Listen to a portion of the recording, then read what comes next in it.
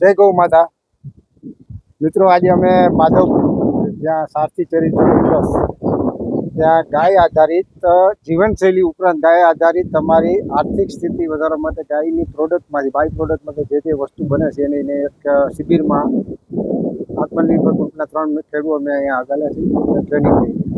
તો રાજુભાઈ આજે આપણે મુલાકાત લીધી અને ટ્રેનિંગ 2 દિવસથી ચાલુ છે. અને જે વસ્તુ ગાયના છાણમાંથી જે વસ્તુ બનાવી એના વિશે થોડુંક માહિતી આપશો. ગાયના છાણ એટલે આપણે એમ કહેતા ગોબર વસ્તે લક્ષ્મી, અને આપણી મિટિંગોમાં પણ કહેતા હોઈએ છે કે ભાઈ આપણે ગાયના ગોબરનું મહત્વ બહુ ઝાઝું છે. તો આપણે એમ કહેતા કે ભાઈ ગાયનું છાણ આપણે ખેતીમાં ઉપયોગ કરતા હતા, પણ જે લોકો ટૂંકી જમીન હોય અને ગાયું વધારે રાખે, 3, 4, 5 ગાયું રાખતા હોય, એના માટે જો ચારો વાવવા જાય જમીનમાં તો ગાય પોતાને ઉત્પાદનમાં પ્રોબ્લેમ થતા હોય. એના માટે ગાયું વધારે હોય, જમીન હોય, અને એની સાથે સાથે આવી પ્રોડક્ટ એટલે કે આ અત્યારે બહુ જાજે પ્રકારની પ્રોડક્ટો છે. તો આ દીવડા છે જુદી જુદી પ્રકારના. આ વસ્તુમાં આજે હું અહીંયા આવ્યો તો આજે આપણે આને એક નવી ડિઝાઇન આપી છે કે આ આપણે જ્યારે 15મી ઓગસ્ટ હોય, 26મી જાન્યુઆરી હોય, તો આપણી 4 વ્હીલમાં આ સ્ટેન્ડ ચોંટાડી અને આની ઉપર જો ધ્વજ લગાવવામાં આવે તો સ્ટેન્ડ વગરનો ધ્વજ એ બહુ સારો ન લાગતો હોય.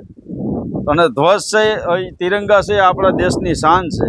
તો આની ઉપર જો લગાવવામાં આવે તો એક આપણી શાન બહુ ઊંચી થતી હોય છે. આ બધા જુદી જુદી પ્રકારના આપણે આ કોડિયા છે. આપણે જો આ પણ નાનું સ્ટેન્ડ છે, આની અંદર આપણે ધૂપબત્તી પણ લગાવી શકીએ છીએ. ધૂપબત્તીની પણ અહીંયા ટ્રેનિંગ આપવાની છે. આની ઉપર સ્ટીક ઊભી રાખી દઈએ એટલે છે સળગતી હોય છે, આ સળગતું નથી હોતું. ટોટલી વસ્તુ આજે ગણતરી કરવાની તો ખાલી 1 રૂપિયાની બને છે. આ ટૂંકમાં લેબર ખર્ચો, કદાચ આપણે ખેતી કરતા હોય અને આપણી પાસે ગાયું હોય, ગૌશાળા હોય, તો આપણે લેબર રાખી અને જો આપણે પણ આવું ઉત્પાદન કરતા હોય ને તો આપણે ખેતીમાં જે આપણે લેબર લાગે છે ને એનો ખર્ચો આમાંથી નીકળી જાય. 47 ગ્રામનો છે ખાલી. 47 ગ્રામનો છે. તો તમારે ગાયને 1 કિલો હોય છે તો 47 ગ્રામની અંદર વિચાર કરો કેટલા બને. અને આજ બજારમાં તમે લેવા જાવ તો 30 થી 40 રૂપિયાનો. હા, બરાબર છે. એ રીતે કોઈ પણ તમે ઓમ છે, સ્વસ્તિક છે કે જે લાવો કે અહીં લાવો તાજા જ જોઈએ છે. તાજા જ બનીને અત્યારે આવ્યા છે. આ હરે લખેલું છે. હરેક વસ્તુના પરફોર્મા બનાવીને તમે ગાયનું ફક્ત આ 2 રૂપિયામાં વસ્તુ બની જાય છે. આ ઓમ છે. આ શ્રી આપણે લાકડાનું બનાવવા જાય ને તો આની મજૂરી લગભગ 100 રૂપિયા લઈ જાય.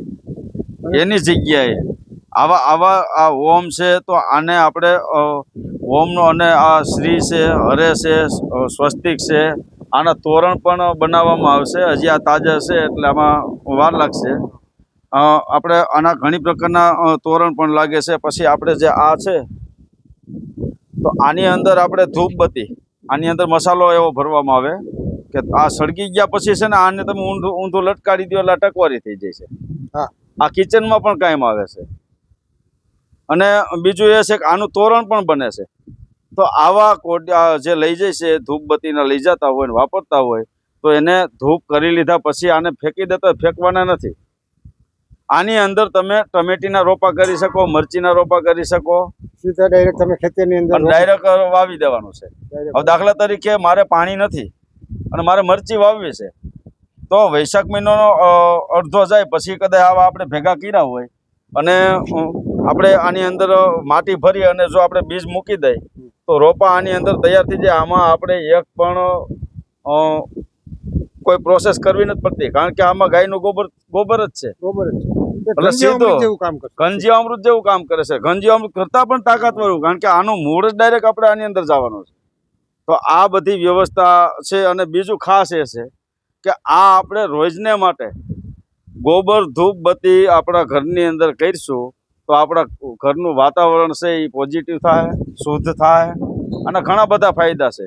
અને આપણે જો મરચી ઘણા 5-5, 10-10 વીઘાની વાવતા હોય તો ટ્રે લેવા જાય તો ટ્રેનો અહીં ખર્ચો થતો હોય ને એટલા ખર્ચામાં આખું વર ધૂપબત્તી થઈ જાય. અત્યારે દિવાળી ઉપર તમે જાઓ તો મોટા નાના તાલુકા જેવા સિટીની અંદર ચાઇનીઝ વાળા દીવા આવી ગયા છે, બરોબર. એ હા. બધી ઉર્જા તો તમને નેગેટિવ મળવાની છે. તો તમે આવે એવું આપણે કોડિયા તમે ગાયમાં આધારિત બનાવેલા અને એમાં ચોખ્ખું ઘી કે તેલ, સિંગ તેલ છે, કોઈ પણ તેલ આપણે બરોબર સસ્તું પડતું રાખીને તમે ઘરમાં રાખો, તમને ઉર્જાનું વાઇબ્રેશન તમને પોઝિટિવ ઘરમાં વાતાવરણ મળે. એટલે આ વસ્તુ તમારા ઘરની અંદર જ છે, ઉપયોગ ઘરમાં કરો, બાકી ક્યાંય લેવા જવું પડે એવું છે. અને આ તો આપણે કહી શકીએ ભાઈ આત્મનિર્ભર ભારત આ રીતના આમ જ છે આપણી પાસે વ્યવસ્થા. ગામનો પૈસો ગામમાં, શહેરનો પૈસો ગામમાં, દેશનો પૈસો દેશમાં અને વિદેશનો પૈસો પણ આપણા ભારત દેશમાં. આ સ્થિતિ ઉપર આપણે વ્યવસ્થા ઊભી કરીશું અને રાજુ પટોળિયા કે વીડી કાલરિયા કે આમાં અત્યારે લગભગ બહુ ઘણા લોકો આવી વ્યવસ્થા કરે છે, કોડિયા બનાવે, લાખ 5-5 લાખ આવા દીવડા બનાવતા હોય. તો એ નહીં, એની સાથે આપણે પણ કંધે કંધો મિલાવવો પડે. આપણે એક આપણા ભારત દેશનું જો પોઝિટિવ વાતાવરણ ઊભું કરવું હોય તો તમે જેમ કીધું એમ ચાઇનાની વસ્તુ મગાવી અને એ આપણે બલ્બ કરતા હોય તો એમાં અત્યારે નવરાત્રિમાં આપણા માતાજી ખુશ ન થાય. એના માટે આપણે આવા દીવડાનો ઉપયોગ કરી, ગાના ઘીનો ઉપયોગ કરી. અત્યારે નવરાત્રિની અંદર ગાના ઘીની આપણે દિવેલ માટે કોથળીઓ લઈ આવતા હોય, તો કોથળીઓ નથી લાવવાની. એક સમય એવો હતો કે જ્યારે આપણા ઋષિમુનિઓ યજ્ઞ કરતા હતા ત્યારે રામ ભગવાનને એના રક્ષણ માટે આવવું પડતું હતું કે રાક્ષસો એમાં હાડકા નાખતા હતા. તો આજે તમે શું કરો છો? આજે તમે ડાયરેક્ટ હાડકા નથી નાખતા, પણ જે કોથળીનું ઘી આવે છે એમાં શું આવે છે એ તો પહેલાં તપાસ કરજો. એમાં કોઈ જાતનું પોઝિટિવ ઉર્જા નથી, નેગેટિવ ઉર્જા છે. તો આજ આપણે નાની છોકરીઓને 2-2 મહિનાની ટ્રેનિંગ આપી હોય અને આપણે નવરાત્રિના આ પાવન અવસર ઉજવતા હોય, છેલ્લે આપણે એમાં પાણી ફેરવી છીએ. કઈ રીતના? તો આપણે આ કોથળીના ઘી નાખી છીએ. અરે 2000 નહીં, કદાચ આપણે આપણો ઉત્સવ ઉજવવો છે, કદાચ 500 વધારે દેવા પડે, 2500 રૂપિયા દેવા પડે. તો ગાનું ઘી તમે ગોબર વસ્તે લક્ષ્મી, ગોબરમાં લક્ષ્મીનો વાસ છે એવું તો બહુ સાંભળ્યું હતું અને હું પણ એમ કહેતો ગોબરમાં લક્ષ્મીનો વાસ છે. તો આજે પ્રેક્ટિકલ અમે ગોબરમાં લક્ષ્મીનો વાસ છે એ સાબિત કરવા માટે અત્યારે અહીંયા લગભગ આજની તારીખમાં 10 પ્રકારની પ્રોડક્ટો અમે બનાવી છે અને આ લોકો પણ અહીંયા ટ્રેનિંગ માટે આવ્યા છે ગોબરની પ્રોડક્ટ માટે.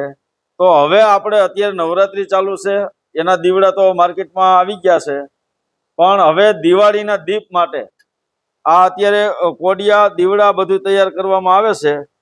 અને આ આખી ટીમ એટલે કે આમાં અત્યારે અમે 3 વ્યક્તિ એવા છીએ કે આત્મનિર્ભર ગૌ પ્રાકૃતિક કૃષિ રાજકોટ જિલ્લાના ખેડૂતો અને ગૌશાળાના મેમ્બરોને કે જે ગાય આધારિત ખેતી કરે છે અને ગાયના ગોબરમાંથી એક આવક મેળવવા માંગતા હોય એના માટે આત્મનિર્ભર ગ્રુપના અમે 3 વ્યક્તિ અહીંયા ટ્રેનિંગ માટે આવ્યા છીએ.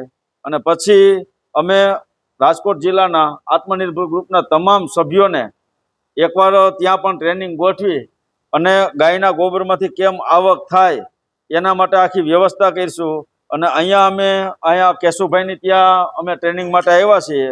તો વધુ માહિતી કેશુભાઈ, કેટલા પ્રકારની આપણે અહીંયા ટ્રેનિંગ આપવાની છે અને કદાચ અમારે રાજકોટ જિલ્લામાં અમારે ટ્રેનિંગ કરવી તેના માટે શું કરવું? જય ગૌ માતા. સાથી ચેરિટેબલ ટ્રસ્ટ આયોજિત સ્વાનંદ ગૌ વિજ્ઞાન અનુસંધાન કેન્દ્ર નાગપુર દ્વારા 7 દિવસીય નિવાસી તાલીમ કાર્યક્રમ સૌરાષ્ટ્રની પવિત્ર ભૂમિ માધવનગરી માધવપુરમાં આયોજન થયેલું છે. જેમાં આપ જોઈ શકો છો 7 રાજ્યમાંથી 11 લોકો ટ્રેનિંગ માટે આવેલા છે. આ 7 દિવસ તાલીમ કાર્યક્રમની અંદર 70+ પ્રોડક્ટ થિયરી, પ્રેક્ટિકલ અને લાઈવ ડેમોન્સ્ટ્રેશન કરવામાં છે. જેમાં શરૂઆતમાં ગાય શું છે, ગાયનું મહત્વ શું, હિન્દુ શાસ્ત્રમાં ગાયને કઈ રીતે પૂજનીય ગણવા, ત્યાંથી લઈ ગાયનું ગૌમૂત્ર, ગોબર કઈ રીતે કલેક્ટ કરવું, એમાંથી પાવડર કઈ રીતે બનાવવો, ઇકો ફ્રેન્ડલી આઇટમ કઈ રીતે બનાવવી, હરેક આઇટમની સ્વાનંદમાંથી જે પધારેલા ગુરુજી જીતેન્દ્ર ભક્તને ખુદ ટ્રેનિંગ આપવા આવ્યા છે અને સૌ તાલીમાર્થી ઓછે તાલીમ લે છે. અને મને એક વિશ્વાસ છે કે 7 દિવસ પછી જે કોઈ તાલીમાર્થી છે અહીંથી પોતાના ઘરે, પોતાની ગૌશાળાએ જશે તો મિનિમમ મંથલી 25,000 થી 30,000 રૂપિયા કમાશે. એ રીતનું અમે અહીંયા સ્ટ્રક્ચર ગોઠવ્યું છે. જય ગૌ માતા. આમ વધારે જશુભાઈ